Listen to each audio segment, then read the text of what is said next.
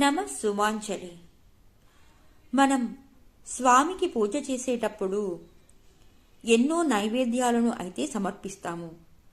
అలా అన్ని నైవేద్యాలలోకి పవిత్రమైన నైవేద్యం బెల్లం.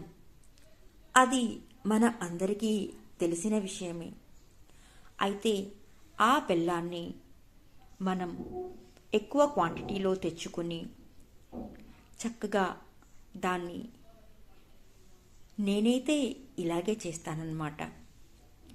ఆ బెల్లాన్ని చిన్న చిన్న ముక్కలుగా కట్ చేసుకుని ఆ ముక్కల్ని ఒక మంచి ప్లేస్లో స్టోర్ చేసుకుని ఆ బెల్లాన్ని స్వామికి నైవేద్యంగా పెడతాను.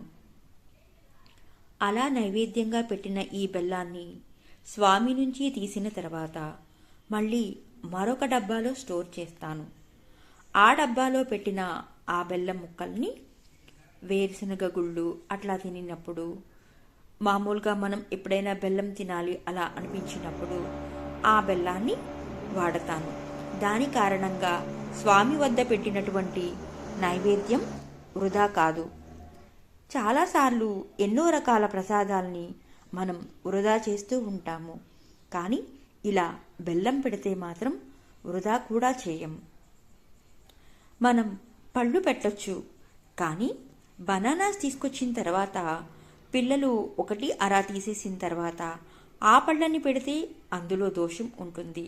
ఏ పళ్ళు అయినా మనం కొన్ని పళ్ళు స్వామికి పక్కగా పెట్టేసినా సరే దోషం ఉంటుంది. ఎందుకంటే పళ్ళ దుకాణంలో కానీ ఎక్కడైనా సరే ఎన్నో రకాలుగా అవి బయట నుంచి మన దగ్గరికి వస్తాయి.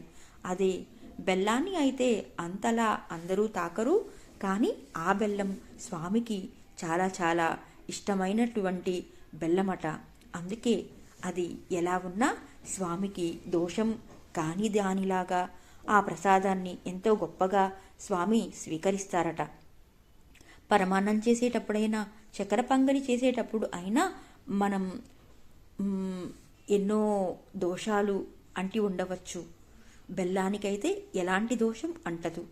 Thank you.